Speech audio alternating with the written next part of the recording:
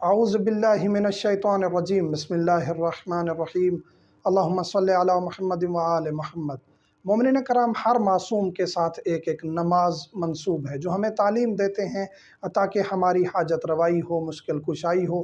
ہم ذکر اللہ کا کرتے ہیں لیکن وسیلہ معصومین ہوتے ہیں، اور معصومین کا ذکر بھی ثواب ہے، اور ان کے وسیلے سے جو ہمیں نمازیں یا دعائیں یا مناجات تعلیم دی گئی ہیں وہ ہمیں کرنی چاہیے، اور ہر معصوم کی نماز ہمیں مہینے میں کم از کم ایک مرتبہ پڑھنی چاہیے تاکہ واسطہ وسیلہ بھی مضبوط ہو اور ہماری حاجات بھی پوری ہوتی رہیں۔ آج ہم ذکر کریں گے مولا امیر کائنات کی نماز کا طریقہ۔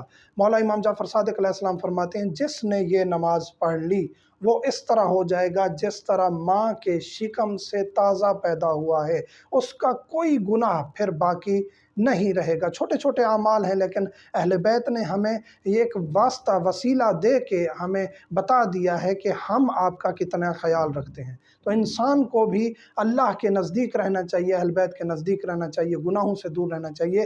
اگر پھر بھی غلطیاں ہو جاتی ہیں تو پھر ان مناجات اور اعمال کی طرف رجوع کرنا چاہیے، گناہ در گناہ نہیں کرنے چاہیے۔ مولا امیر کائنات کی نماز کا جو مشہور طریقہ ہے، 4 رکعت نماز ہے، 2 کر کے پڑھنی ہے۔ 2 رکعت نماز پڑھیں گے، سلام پڑھیں گے، پھر 2 رکعت نماز پڑھیں گے۔